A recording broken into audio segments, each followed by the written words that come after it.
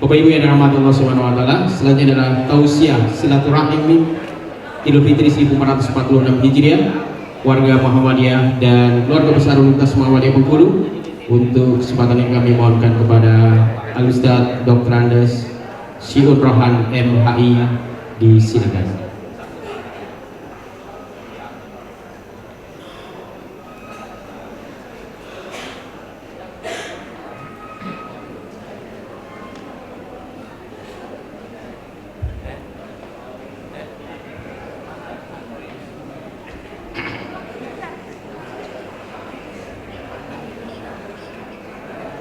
Assalamualaikum warahmatullahi wabarakatuh.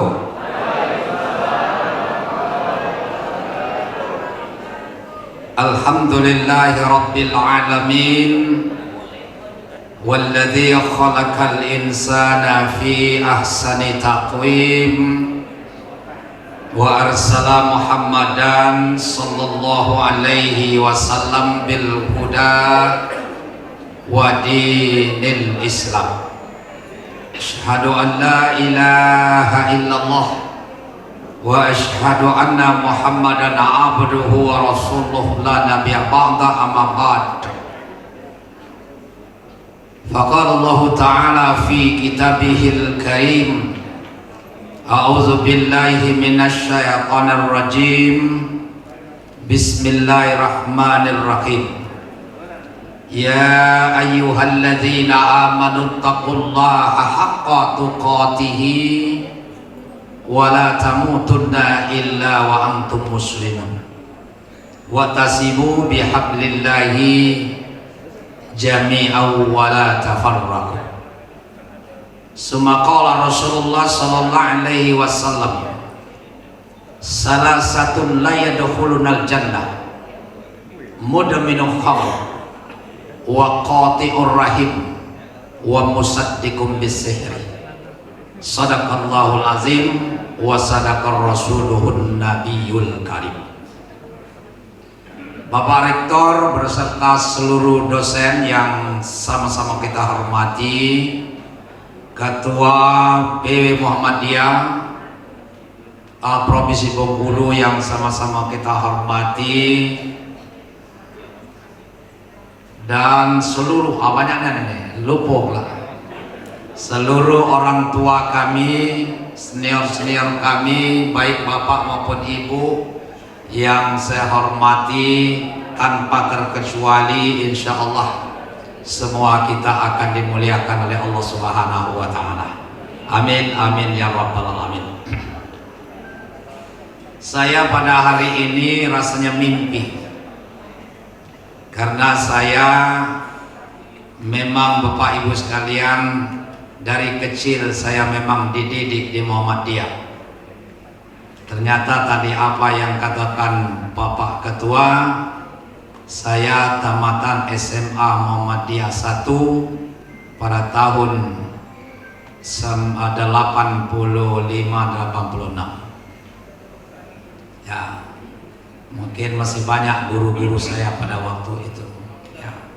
Saya dulu termasuk orang yang galak ngoceh. Ya, kalau kata sambutan perpisahan itu pastilah kita disuruh. Nah, memang pas waktu kelas 1, kelas 3, kelas 2, kata Pak Sarnobi, kamu ikut saya ada kemana Pak? Kamu sekolah di HYN, Fakultas Syariah. Maka sampai situ, nah ini growth orang ini katanya. Dari SMA masuk ke syariah. Akhirnya dalam berjalan saya masuk pesantren 6 tahun. 6 tahun pesantren bebas. Ya, berbicara belajar tentang agama, termasuk yaitu masalah kitab dan lain sebagainya. Jadi walaupun saya tidak ke pesantren, dan insya Allah saya juga paham, ya, kena belajar. Dia nyentri, kata orang nyentri sendiri, ya, hampir sendiri, ya. Bersyukur alhamdulillah Bapak Ibu sekalian. Namun memang kondisi saya ini mungkin kurang tepat sekarang ini, karena saya juga baru bangun dari sakit. Ya, saya pikir kemarin tidak akan balik lagi. Tapi alhamdulillah, karena Allah masih memberikan kesempatan untuk hidup di muka bumi ini. Tapi sakit saya sekarang mulai yaitu membaik. Ya, walaupun sudah berulang-ulang ke rumah sakit, ke praktek, alhamdulillah sekarang sudah membaik. Namun insya Allah kalau ceramah tidak akan ketaruh bahwa saya sakit. Ya, nah, jadi kalau masuk panggung sini rasanya sakit, tapi tidak cayo itu orang lanang itu sakit. Bapak Ibu yang saya hormati, terima kasih segenap panitia yang sudah mempercayakan sekaligus mengundang saya pada hari ini. Saya sangat bangga, sangat terharu ketemu dengan kawan-kawan, bapak-bapak, senior-senior kami, keluarga Muhammadiyah yang ada di Provinsi Bengkulu ini, baik di kota maupun di kabupaten. Jadi alhamdulillah bertemu di tempat yang sangat mulia ini, di kampus 4 Universitas Muhammadiyah Bengkulu. Bapak Ibu yang saya hormati, bulan Ramadan sudah berakhir. Tidak ada lagi yang dapat kita harapkan kecuali Ramadan tahun yang akan datang. Ini pun jika umur kita masih diberikan oleh Allah kesempatan untuk hidup di muka bumi ini. Kalau tidak, berarti Ramadan yang telah kita lalui beberapa hari yang lalu, itulah merupakan Ramadan yang terakhir bagi kita. Maka sangat menyesallah kita, sangat merugilah kita jika Ramadan yang telah kita lalui, puasa yang telah kita kerjakan, tidak menciptakan manusia yang berkualitas sesuai dengan tujuan Allah di dalam Al-Quranul Karim, bahwa puasa Ramadan itu adalah tujuannya adalah la'allakum tattaqun. Mudah-mudahan, dengan harapan, bukan pasti, karena Allah menggunakan kata kalimat la'ana, artinya kalimat harapan. Mengapa demikian Bapak Ibu? Tidak seluruh orang yang berpuasa Ramadan itu akan mendapat titel takwa di akhirnya. Kini tergantung dengan puasanya, serius atau sekedar menahan lapar dan haus saja. Bapak Ibu yang saya hormati, kita sering mendengar bahwa kita ini kembali kepada fitrah, bagaikan bayi yang baru lahir, ibarat kertas yang belum kena tinta. Itulah ungkapan yang sangat manis yang kita dengar. Biasanya para khotib menyampaikan waktu khutbah, hari ini adalah hari kemenangan bagi kita. Hari ini adalah merupakan Aidul Fitri, kembali kita fitrah, kembali suci, bagaikan bayi yang baru lahir, ibarat kertas yang belum kena tinta. Tapi dalam hati kita menjawab, apa ngenia? Nah ini, dalam hati kita, apa ngenia? Alah kelemahnya, ketika aku puasa sebulan ini, bebas jadi bayi lagi nih. Nah, memang benar Bapak Ibu, asal syaratnya 3 kita penuhi. Kalau 3 persyaratan ini kita penuhi, tercapai. Apa persyaratan untuk kembali kepada fitrah? Yang pertama, puasa Ramadan sesuai dengan tuntunan sebagaimana yang telah digariskan oleh Allah Subhanahu wa Ta'ala dan kepada Rasul, kemudian termasuk para ulama kita. Ada jaminan, hadisnya sangat populer. Man shoma Ramadana imanan wa ihtisaban, ghufira lahu ma taqaddama min dzanbi. Ada matan yang lain, man qama Ramadana, ujungnya sama. Barang siapa yang mendirikan Ramadan, barang siapa yang mengerjakan Ramadan, tapi konsepnya 2. Yang pertama, karena iman. Karena iman, bukan karena sesuatu, bukan karena maluan, bukan karena tidak lemak dengan mertua, bukan tidak lemak dengan menantu, karena iman. Karena iman kepada Allah tertanam dalam hati kita karena iman. Mahwal iman. Apa itu iman? Para ulama kita menggariskan al-imanu huwa tasdiqum bil qalbi, iqrarun bil lisani, wa amalun bil arkani. Ternyata iman tidak cukup hanya ditasdikkan dalam hati. Iman tidak cukup diikrarkan dengan lidah, tapi iman wajib diamalkan dalam perbuatan sehari-hari. Perbuatan atau iman yang disebut dengan pengamalan inilah yang sering disebut dengan bertakwa kepada Allah Subhanahu wa Ta'ala.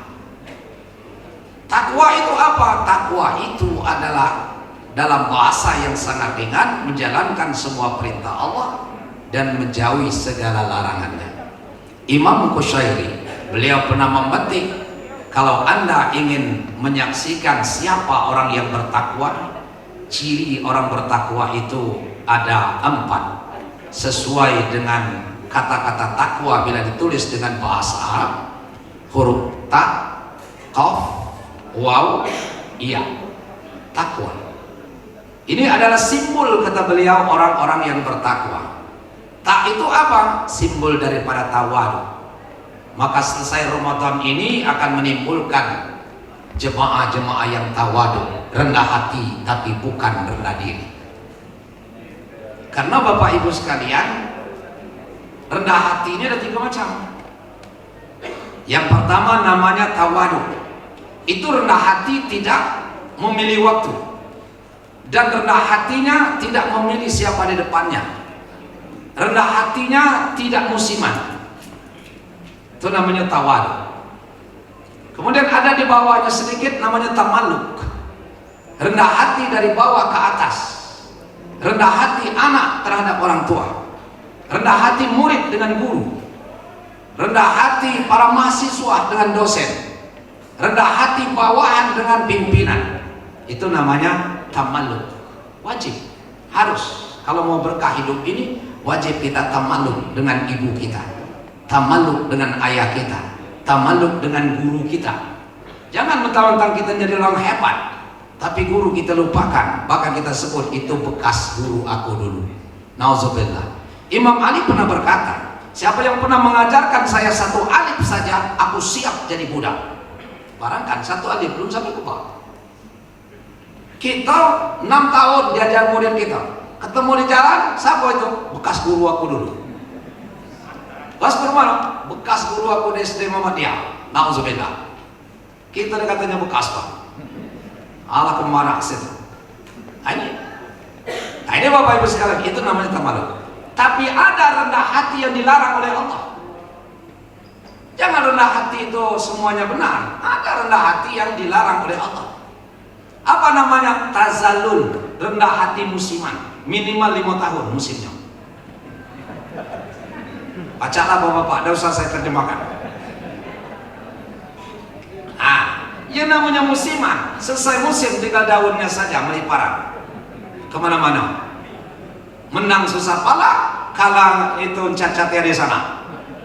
Itu namanya tazallul, rendah hati para penjilat. Rendah hati ada maunya. Nauzubillah, jangan sampai terjadi. Itu bukan hasil Ramadan. Kalau hasil Ramadan akan menjadikan manusia yang tawadu, rendah hati, tapi bukan rendah diri. Kemudian Bapak Ibu sekalian, huruf ta, qaf. Qaf itu adalah lambang daripada qanaah. Qanaah sering orang mengartikan merasa cukup apa yang diberikan oleh Allah. Maka inilah akibatnya umat Islam tidak akan maju untuk selama-lamanya. Termasuk kita warga Muhammadiyah, kalau kita mengatakan bahwa qanaah itu adalah merasa cukup apa diberi oleh Allah, maka selesailah dia. Maka qanaah itu ada 2 fungsi. Pertama sebagai fungsi dinamisator, yang kedua sebagai fungsi stabilisator. Menstabilkan jiwa, mensyukuri apa yang ada, tidak rakus dan tamak, tapi dia punya dinamisator, punya keinginan untuk menambah pemberian Allah dengan usaha yang dibawa ke ridho Allah Subhanahu wa Ta'ala. Itu yang kita harapkan. Maka Muhammadiyah ini Bapak Ibu sekalian, suatu organisasi yang besar di Indonesia yang saya tahu itu tidak bisa mengalahkan. Kita lihat di mana ada universitas yang hebat, yang sudah berserak di mana-mana. Di Bengkulu, kota kecil, sudah hebat. Sudah berapa gedung kita di Bengkulu ini, luar biasa. Apalagi kita melangkah ke tempat-tempat lain. Nah inilah intinya membangun. Sehingga kita Bapak Ibu sekalian bukan sekarang mengartikan qanaah itu merasa cukup apa diberi oleh Allah. Memang betul mensyukuri apa yang diberikan oleh Allah, jangan rakus dan tamak, tapi kita punya keinginan untuk menambah pemberian Allah itu dengan cara tentu ya di bawah naungan ridha Allah. Itu qanaah. Kemudian ada warok.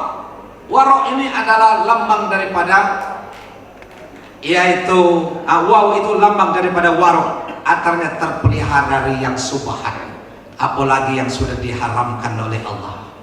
Yang subhat saja Bapak Ibu dilarang, terhindar dia, apalagi yang memang sudah diharamkan oleh Allah.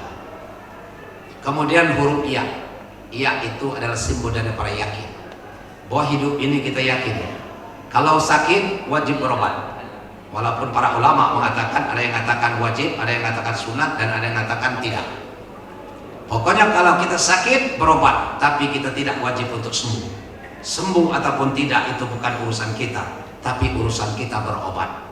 Karena tidak satupun dokter yang bisa menyembuhkan penyakit, tidak satupun bidan yang bisa menyembuhkan penyakit, tidak bisa satupun perawat yang bisa menyembuhkan penyakit. Tapi dokter hanya bisa mengobati penyakit, tidak bisa menyembuhkan penyakit. Kalaulah dokter bisa menyembuhkan penyakit, Menteri Kesehatan kita dulu tahun Ibu Sri belum tak mati ibu itu sampai kini. Masa mati dokter Menteri Kesehatan mati. Tapi itulah karena dokter tidak bisa menyembuhkan penyakit seseorang, tapi dia hanya bisa mengobati penyakit. Kalau kita mau kaya berusaha, tapi sayang kita tidak wajib untuk berhasil. Tentu kita berusaha, berdoa, bertawakal kepada Allah, berserah diri kepada Allah. Nah, sama dengan kita. Ya, warga Muhammadiyah kita tidak cukup hanya berpangku tangan saja. Ya, sehingga tadi ada lazismu. Itu luar biasa Bapak Ibu sekalian. Dan inilah yang akan bangun sebentar lagi. Ya, saya waktu dengan Jang Edi ini disuruh penyuluh Basnas, ya, Basnas. Kemudian saya membuat judul disertasi saya adalah optimalisasi peningkatan ekonomi umat melalui berbasis masjid. Jadi nanti selesainya Bapak Ibu sekalian, saya nanti setelah promosi doktor, bahwa saya panggil seluruh ketua Basnas, pengurus masjid, di masjid-masjid itu sudah semuanya ada, yaitu OPZ, unit pengumpulan zakat, sesuai dengan aturan Basnas nomor 2 tahun 2016, bahwa itu harus diciptakan. Nah, ini Bapak Ibu bukan hayalan. Kalau selama ini kita menghayal, oh zakat itu akan merubah dari mustahik menjadi muzaki, itu sekadar impian. Mana ada Bapak Ibu sekalian lihat di masyarakat kita yang bayar zakat, yang nerima zakat tahun 35 tahun yang lalu, itulah, yang tahun ini juga itulah. Nah, maka yang mengembangkan pertama kali seperti LAS dan sebagainya itu adalah Muhammadiyah. Luar biasa Bapak Ibu sekalian. Nah, maka itu lebih lagi lado klinik-klinik. Nanti warga Muhammadiyah semuanya kita ke klinik kita itu supaya kita dulu, jangan dulu ngajak orang lain. Selamatkan kita dulu. Qu anfusakum wa ahlikum nar. Nah, ini kan kita dulu lah, selamatkan kita dulu. Nah, ini Bapak Ibu sekalian, kembali kita kepada hasil puasa Ramadan tadi. Jadi puasa Ramadan karena iman wa ihtisaban, karena mengharapkan ridha Allah. Bagaimana supaya ridha Allah tepat? Maka perlu perhitungan dalam bulan Ramadan. Yang mana yang halal, yang mana yang haram, yang mana yang boleh, yang mana sunat, yang mana wajib. Kita perlu dihitung itu supaya ridha Allah datang. Kalau ridha Allah datang, maka kita akan mendapat pahala. Dengan pahala inilah yang akan membawa kita ke jalur yang menyelamatkan kita baik di dunia dan insya Allah menyelamatkan kita di hari akhir. Itu yang pertama. Yang kedua, syarat untuk kembali kepada fitrah adalah wajib bayar ongkos fitrah. bayar orkestra tidak semahal kita biaya pulang ke kampung halaman kita. Cukup 10 canting beras, dan ditentukan oleh Kemenak Kota untuk di Bengkulu 45 30, Bapak 45 40 35. Artinya ini sesuai dengan makanan kita masing-masing. Kalau kita makan yang harga beras 45, jangan sekali-kali membayar yang harga 35. Ngapa Pak? Wala tayammamul khabitha minhu tunfikun walastum bi akhidhihi illa antum idufi wa'lamu annallaha ghaniyyun hamid. Kata Allah, jangan sekali-kali kamu memilih yang buruk-buruk lalu kamu nafkahkan yang buruk-buruk itu, sedangkan kamu sendiri tidak mau mengambilnya. Illa antum idufi, kecuali kamu memicikkan mata. Wa'lamu, kata Allah, ketahuilah bahwa aku ini ghaniyun, aku ini kaya. Kenapa Allah menggunakan kata-kata kaya di situ? Karena orang kaya tidak akan mungkin menerima pemberian yang buruk. Cobalah ibu-ibu orang kaya, ibu unjuk hadiah yang buruk-buruk, paling capak ya, tak kena dia.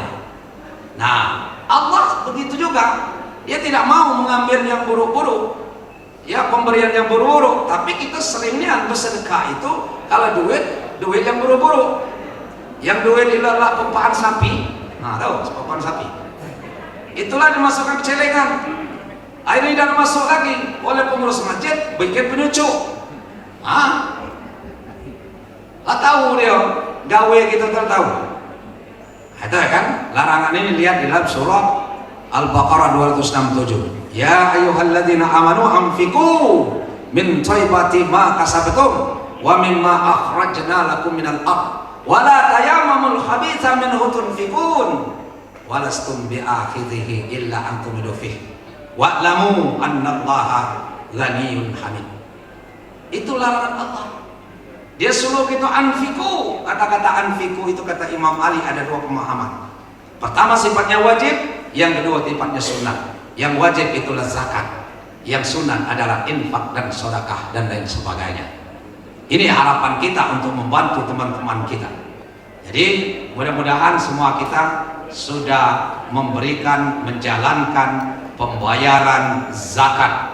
Minimal adalah zakat fitrah di akhir Ramadan. Untuk siapa zakat fitrah itu? Nah, ini jadi permasalahan. Zakat fitrah itu adalah untuk fuqara wal masakin. Farada Rasulullah SAW zakat al-fitri tahratan lis-saimi minal laghi wa rafasi wa tahmatan lil masakin, dan seterusnya. Bahwa zakat fitrah itu diwajibkan untuk membersihkan kalian-kalian yang berpuasa. Yang puasa bagaimana? Minal laghi wa rafasi. Mungkin waktu berpuasa ada perbuatan yang sia-sia dan ada perkataan yang kotor yang akan menjadikan puasa kita itu adalah tidak sempurna, maka ditutup dengan bulan Ramadan. Apa dengan zakat fitrah? Akan bersih lagi dia, dan diperuntukkan zakat fitrah itu adalah fuqara wal masakin. Kalau kita buka Bapak Ibu sekalian, memang kalau kita buka hadis, yang wajib atau menerima zakat fitrah itu adalah fakir miskin. Tapi Imam Syafi'i membolehkan itu dengan 8 asnaf. Kemudian Ibnu Qayyim Al-Jauziyah itu lebih keras lagi. Kata beliau, zakat fitrah itu hanya untuk fuqara wal masakin, tidak ada untuk lain. Termasuk kata beliau setelah turunnya surat At-Taubah ayat 60 tahun 9 Hijriah, Rasulullah tidak pernah merubah posisi zakat fitrah itu tetap, yaitu untuk fuqara wal masakin, tidak kepada 8 asnaf. Ini menyangkut lagi 8 asnaf, dia termasuk lagi amilin. Kenapa di dalam ayat innamas shadaqatu lil fuqara wal masakin wal amilina 'alaiha, sehingga panitia zakat melantik diri sebagai amilin. Itu tidak sah, itu bukan amilin. Kita adalah wakil dari muzaki, bukan wakil dari pemerintah. Nah, siapa amilin? Ketua Lasnu tadi, Ketua Lazis, Ketua Basnas, itu amilin karena dia resmi. Jadi yaitu wakil pemerintah. kalau kita wakil dari muzaki. Tidak bolehlah kita jadikan ini. Nah, inilah yang mulai kita berantas di masyarakat, Bapak Ibu sekalian. Alhamdulillah di kota ini sudah banyak yang berubah. Tapi di dusun saya adakan penelitian di daerah Soma, 100% mereka menjadi amilin dan mendapat bagian. Bahkan lebih banyak sehingga amilin di dusun menjadi milin. Habis tugas kami dipilih di rumah itu kan. Apa ngamilin Pak? Ya, kita buka dari Syed Sabiq, ya Ibnu Qayyim Al-Jauziyah, kemudian Ibnu Rus. Tidak ada yang mengatakan bahwa amilin itu adalah wanita zakat fitrah. Tidak ada, Pak. Tidak sah. Kemudian kalau dari NU, Musyawarah NU tahun 1917, Fatwa Majelis Ulama nomor 8 pada tahun 2011. Nah, apa lagi? Ya. Nah, ini harus berhati-hati kita. Maka saya kalau di masjid saya katakan lebih aman Bapak ngambil kas masjid daripada mengambil zakat fitrah. Dari panitia masjid Bapak menemukan amilin. Bapak bukan amilin. Masa duduk-duduk baik lemak memang ngangau, Bapak siapa yang nak bayar zakat? Silakan datang ke masjid. Lani mau bawa Pak, zakat sudah kami bagi, silakan. Yang dapat kartu, pergilah ke masjid, amilin. Nah, itulah amilin jadi milin tadi. Habis mulai dipilih nih. Nah, ini Bapak Ibu sekalian yang perlu kita nih. Maka sempurna kita memberikan zakat fitrah itu salah satu bentuk. Memang ada hadis, tapi hadis ini diperbincangkan oleh para ahli hadis. Ya. Syahrul Ramadan mu'allaqun bainas sama' wal ardi wa la yarfa'u Allah illa bi zakatil fitri. Seluruh amalan-amalan Ramadan ini masih tergantung bainas sama' wal ardi, tidak akan diterima oleh Allah kecuali membayar zakat fitrah. Tapi berdasarkan penelitian para ahli hadis, hadis ini dhaif. Nah, tapi untuk merangsang boleh-boleh baik. Tapi untuk menetapkan hukum tidak macam, tidak boleh. Untuk merangsang, kan banyak hadis-hadis itu Pak. Beramallah kamu seperti hidup mamati pagi. Ya, bekerjalah kamu seperti hidup selama-lamanya. Itu hadis tapi dhaif. Tapi kan untuk mendorong supaya kita jangan berleha-leha, boleh-boleh apa? Ya, hubul waton minal iman, riwayat Insinyur Soekarno. Tapi hadis kata itu kan dusun Pak. Dusun itu bertengah doa Arab hadis. Nah, lagi cengicu dikit aja dia. Nah, ini Bapak Ibu. Dah, zakat fitrah sudah kita bayar. Yang terakhir. Nih, Kak Edi tadi, Dang Edi tidak ada makan katanya. Yang terakhir masuk ke silaturahim. Ya, tadi saya baca dalam sebuah hadis, salah satu la yadkhulunal jannah. Ada 3 golongan manusia yang tidak akan masuk dalam surga. Ini Rasul ngomong Pak, bukan aku. Siapa yang pertama? Bodoh minum khamar, para peminum khamar. Maka jangannya kita galak minum khamar. Nih dia masuk surga kita. Ya. Jadi khamar itu adalah raja seluruh kejahatan. Ya, maka Bapak Ibu, khamar ini turunnya itu tidak sekaligus. Kalau kita buka dari tafsir, ya ahli tafsir ada 3 tingkatan, tapi ada juga yang membagi 4 tingkatan.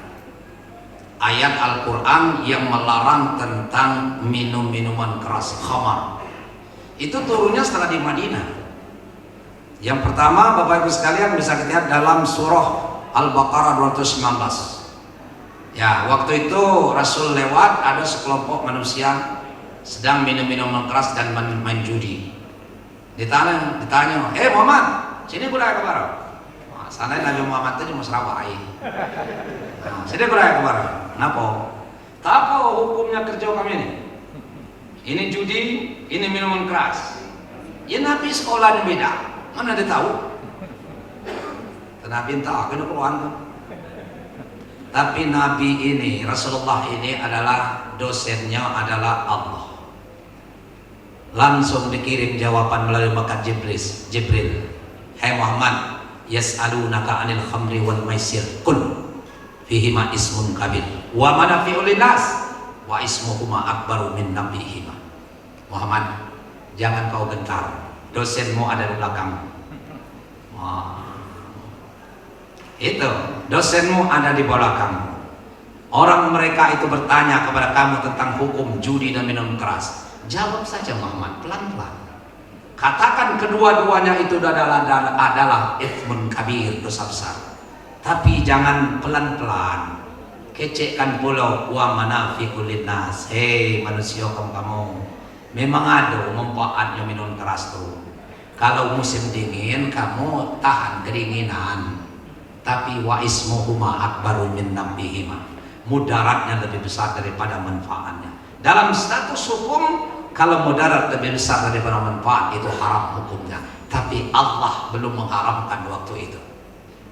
Kemudian yang kedua, lihat dalam surat An-Nisa ayat 43. Waktu itu ya Abdurrahman bin Auf mengundang saudara-saudaranya, kawan-kawan konco-konconya, warganya untuk jamuan. Nah, kalau bahasa kita lah jamuan. Nah, karena situ sudah menjadikan minuman keras ini adalah suguhan yang pertama. Disuguhkanlah minum-minuman keras ini kepada mereka. Minum kalau Pak.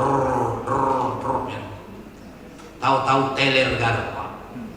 Nah, ngapa selama ini lah berapa tahun dari Arab kuno. Ya sekian tahun Nabi Muhammad di Mekah belum ada larangan. Sampai ke Madinah juga setelah ada itu larangan. Tidak ada yang mabuk, tapi ngaku waktu itu mabuk, teler galau. Yang hadir waktu itu adalah Imam Ali. Imam Ali disuruh imam. Masih ya lubus, masa Fatihah. Waladdallin. Qul ya ayyuhal kafirun, la a'budu ma ta'budun, nahnu na'budu ma ta'budun. Oh, kata Imam Ali, dah kemana? Kapal atas sana? Artinya bahaya. Katakan hai orang-orang kafir, aku tidak akan menyembah apa yang kamu sembah. Nahnu na'budu ma ta'budun, tapi kami akan menyembah apa yang kamu sembah. Turun ayat.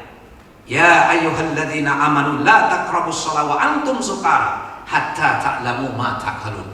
Hei orang-orang yang beriman, jangan sekali-kali kamu mendekati salat sedangkan kamu dalam keadaan mabuk, hatta ta'lamu ma taqulun, sampai kamu sadar, sampai kamu hidup mabuk lagi. Nah, ini ada Bapak Ibu sekalian, dulu orang KKN berselama di sini mengatakan, ibu-ibu berdasarkan ayat ini, bapak-bapak, kalau bapak-bapak sholat tidak tahu artinya, percuma saja. Benti kalau jemu sedusun itu semayang. Kataku kecul. Asbabun nuzul ayat itu bukan masalah itu. Mabuk di situ adalah mabuk khamar, bukan mabuk pasar. Bukan gara-gara kita tidak ngerti artinya. Kalau mengatakan siapa yang tidak tahu artinya, arti sholat itu tidak sah sholat, maaf Bapak Ibu, orang Indonesia jangan-jangan tidak sampai 2% yang sah sholatnya. Nah, siapa yang tidak bisa baca Al-Quran, tidak tahu artinya, percuma saja. Ya kacau. Dengar begitu dapat pahala, apalagi baca, belajar letak-letuk, lagi pahala. Letak-letuk alif lam mim, mim alif lam, lam lam mim. Diulang-ulang lagi alif lam mim, lama. Ayo buka lama kata kau. Dalam itu dapat pahala itu Pak. Ulang-ulang. Bayangkan tuh, lemahlah kawan belajar seperti itu. Nenek-nenek kita yang sholat, penting kalau sholat atau gara-gara tidak baca, ya artinya tidak tahu, salah kaprah. Ya, jadi asbabul nuzul ayat itu bukan masalah itu. Nah, kemudian baru yang terakhir. Ya, yang terakhir itu kata kunci dalam surah Al-Maidah ayat 90 bahkan sampai 91. Ya ayyuhalladzina amanu innamal khamru wal maisiru wal ansabu wal azlamu rijsun min amali syaitan fajtanibuhu Baru ada kata-kata fajtanibuhu. Bukan ajatanibu, tapi fajtanibuhu. Segeralah kamu tinggalkan, singkirkan perbuatan itu. Kalau kamu ingin menjadi orang yang beruntung. Khamar, judi, mengundi nasib, memotong atau berkorban untuk berhala, itu perbuatan rijsun min amal syaitan.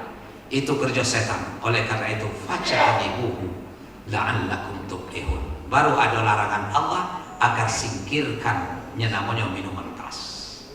Kemudian yang selanjutnya Bapak Ibu, orang yang tidak mau menjalin atau memutuskan hubungan silaturahim. Nah, salah satu Bapak Ibu kita alhamdulillah bebas. Dengan siapa kita? Maka dalam bulan Ramadan sudah, di bulan Syawal ini sudah jadi tradisi masyarakat kita bermaaf-maafan. Kepada siapa kita saling memaafkan itu ada 3 secara garis besar. Yang pertama, orang yang paling dekat dengan kita setelah kita berkeluarga. Siapa itu? Suami dan istri. Karena orang paling dekat itu kesalahannya masih banyak. Kalau emak kita mungkin dia jauh tinggalnya di dusun. Apa ya itulah pagi setelah ketemu emaknya. Ya ketemu ngebaknya kan. Tapi orang yang paling dekat yang bergumul dengan kita tiap hari, tiap malam, maka suami istri itu laksana kita menyuci piring. Ya, waktu kita nyuci letak-letak belagu dikit.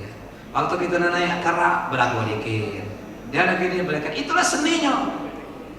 Ya, dan mungkin kita suami istri tidak pernah kita saling cemberuti. Ketawa tulah. Laki aku tuh ada seminggu di Bali, masih ketawa aku. Itu stres. Itu apanya dia tahu kak? Stres nama tahu. Aku juga laki bini aku lama dilari kayak mau masih ketawa aku Maria. Stres. Ada yang perlu kita ketawa, kan ada yang tidak. Nah ini hanya kepada suami istri ibu kita saling memaafkan. Saya tidak mengatakan harus ibu minta maaf dengan suami, tidak. Atau sebaliknya bapak-bapak, silakan kita siapa saja yang duluan minta maaf. Caranya cari cara yang biasa, yang memang itu tidak melanggar aturan. Jangan ibu-ibu yang tidak biasa dibuat-buat. Contoh, ibu kalau minta maaf dengan suami, ibu berjabatan tangan dengan suami, biasa. Kemudian mungkin ibu cium tangan suami kita, biasa. Kemudian mungkin pula ibu cium pipi kanan, cium pipi kiri, biasa. Maka silakan lakukan, jangan tidak dilakukan kalau itu biasa. Tapi kalau tidak biasa, jangan ibu lakukan, akan bikin suami kita curiga.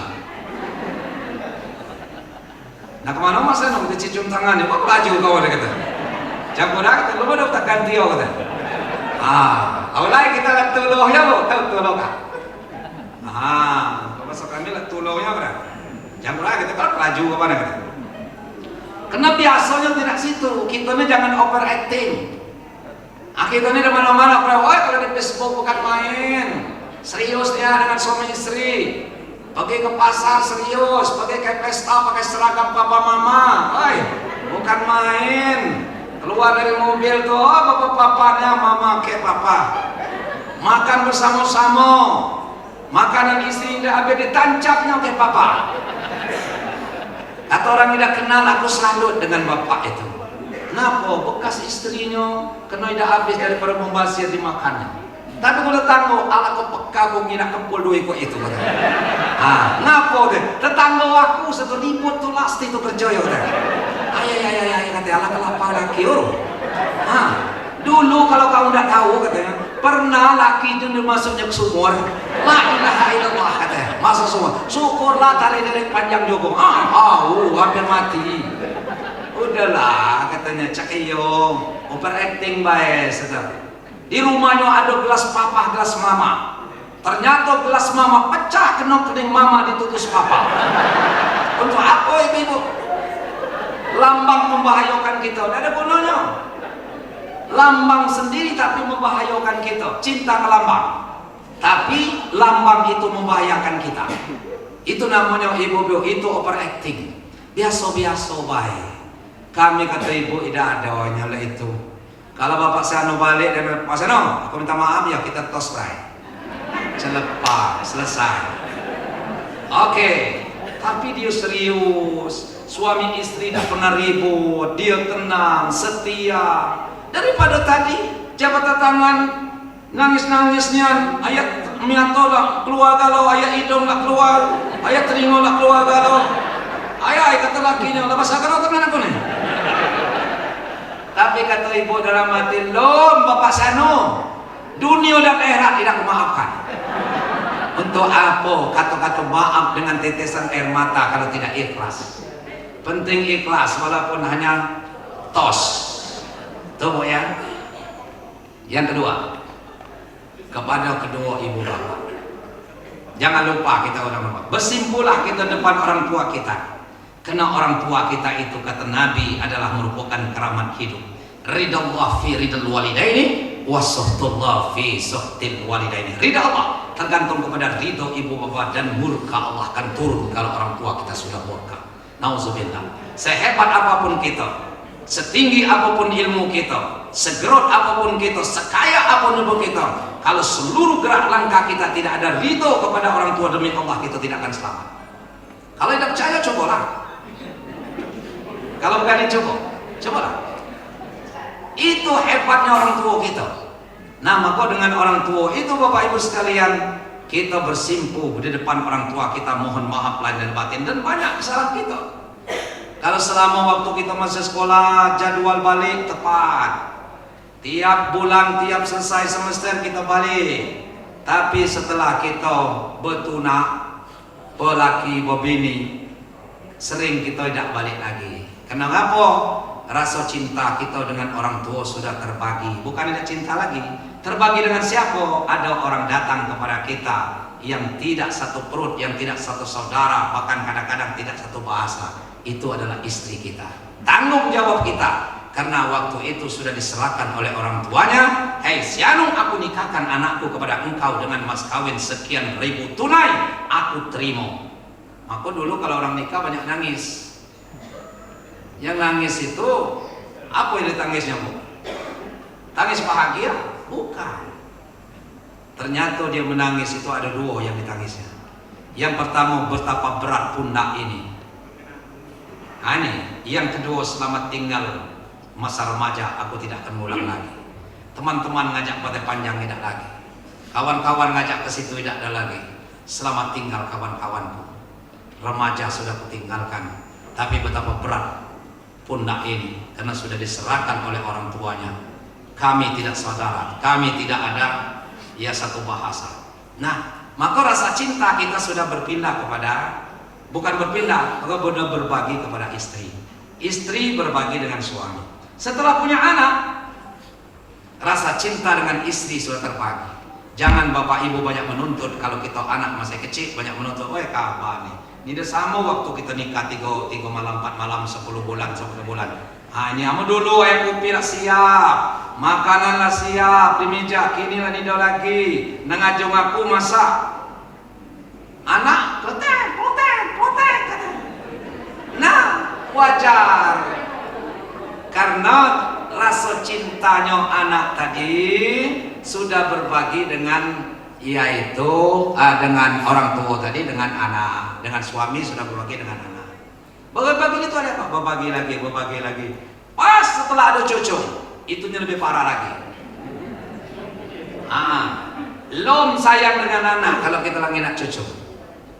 Ya, ngapa saya bicara? Karena saya tahu. Saya kalau anak saya masih kecil dulu, ya, benar, ayo lo, ya baru kata, saya baru punya cerita. Tapi kalau Dato, apa tuh? Putar tuh mobil tuh, nak kemana? Kita ke toko mainan. Dakwah ke toko mana sini? Ini loka ini. Mulai lah ngapal tanci kado lah kecil. Oke tuh. Pas sampai itu ngambil sepeda besar tuh deh. Nah katanya. Tapi calak pulau tukang bu itu Pak. Dek kata itu tidak dijual. Tak tahu dia datuknya tanci. Namanya kecil-kecil mereka. Itulah sayangnya anak cucu datuk dengan ini. Nah tapi kadang-kadang ada pula yang menimbulkan dosa. Kita sebagai anaknya tadi nitipkan anak kepada neneknya. Neneknya tidak baca beribadah lagi. Nah itu jangan pula yang model itu. Nah, tapi kalau nek apa kerja nek lain ada gawe, kami nitip, boleh sekali-kali. Kamu ini ya carilah pembantu. Ini dititip lah emak. Memang tidak ada sesio kayak emak kita tuh. Dia lebih sayang. Ditanya kalau dia tidak nanya ke kita, mana cucung aku? Cucung tanya. Nah itu kan. Aku ada istilah orang dulu ya tadi, bukan tambah lemak, kadang-kadang tambah pisah, bercucung tambah bingung, berpiut tambah repot. Beranak tambah pisah katanya, bercucung tambah bingung, berpiut tambah repot. Akhirnya datang malakut maut menjemput. Nah ini kalau kita Bapak Ibu sekalian, artinya sudah berpindah-pindah. Nah kemudian yang selanjutnya setelah kepada orang tua, kepada kita semua, mari kita saling memaafkan. Walaupun kita tidak bertemu, tidak berjabatan tangan, maafkanlah segala teman-teman kita. Jangan kita dendam, jangan kita kalau dia datang tidak aku memaafkan. Ya mudah-mudahan silaturahim ini Bapak Ibu kita jalin dengan baik, bukan saja pada waktu ini, pertemuan-pertemuan yang kita katakan, mari kita pertahankan persatuan dan kesatuan di warga Muhammadiyah ini, dia luar biasa Bapak Ibu sekalian, dan kita lihat itu kekeluargaan kita luar biasa dan hasilnya memang dapat membanggakan. Ini yang harus kita Bapak Ibu tanamkan di masyarakat, dan insya Allah warga Muhammadiyah kita adalah warga yang betul-betul punya visi dan misi ke atas. Jangan menjadi warga Muhammadiyah yang picik, ya mempicik, mudah mengkafirkan, mudah membid'ahkan seseorang. Nah itu kita hindari. Kita Bapak Ibu sekalian, kita jalankan sesuai dengan garis yang telah kita lakukan, tapi kita tidak perlu kita menghina saudara-saudara kita yang apalagi yang lain organisasi, apalagi orang yang lain akidah dengan kita. Kita jaga betul itu, bahwa kita warga Muhammadiyah adalah warga yang baik. Hubungan kita hablum minallah kita bagus, dan hablum minan nas kita juga tidak bisa diragukan. Bapak Ibu yang saya hormati, saya kira itulah yang perlu saya sampaikan. Mudah-mudahan ada manfaatnya. Atas segala perhatiannya saya ucapkan ribuan terima kasih. Lebih kurang saya mohon maaf. Kalau ada sumur di ladang, mari kita menumpang mandi. Andai kata umur kita masih panjang, insya Allah kita belum akan kemati. Demikianlah, lebih dan kurang saya mohon maaf. Assalamualaikum warahmatullahi wabarakatuh.